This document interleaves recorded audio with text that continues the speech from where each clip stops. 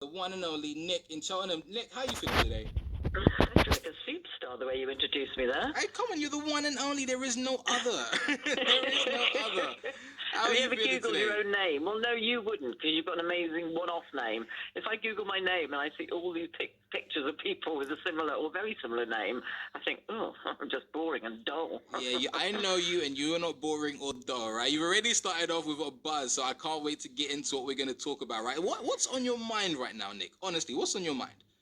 I hate to, talk reality, but I think it has to be done. This explosion that we have seen over the last 48 hours, a little bit longer, in new cases of COVID is very close to my heart because, as you know, I am a long-haul COVID sufferer, and I'm in several groups with several thousands of people who actually in the last 10 minutes are somewhat in a celebration mood because there's just been a government statement that at last has shown recognition for what is a chronic, because nobody yet knows how long it lasts, health issue that is affecting 600,000 people is the estimation from Professor Tim Spector of the famous app, the Zoe app that we all fill in.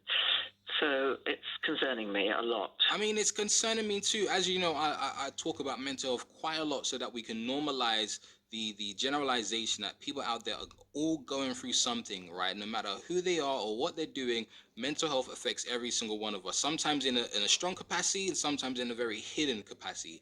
And if I'm honest, definitely lockdown had affected my mental health, and I'm glad now that we finally reached a place that we can start talking about how it's linked us to a space where we need to maybe reach out for a consultation or reach out to a friend and ask them to just take some time with us.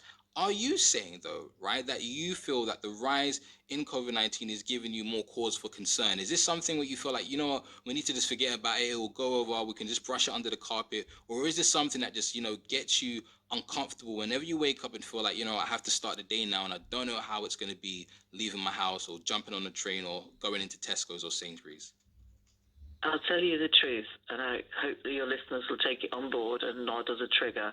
But in the last week, postings in the group from people suffering with the long-haul effects of this have posted, I wish I had died from the virus and I wasn't here lingering. I'm afraid to go to sleep tonight in case I don't wake up.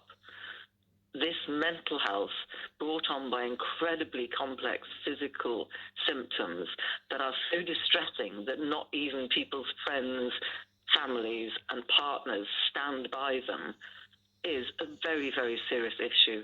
There are people who are, in the last week have lost husbands, boyfriends. My father told me I had internetitis and I haven't spoken to him for over 5 months. People in this situation are struggling with mental health. In addition, people are craving to have blatant rashes or, I've been scanned and told that I've got liver lesions and a tumour and heart damage, but none of that shows outwardly. So Right. people can look at me and say I'm mad or that I'm creating it or that I'm anxious.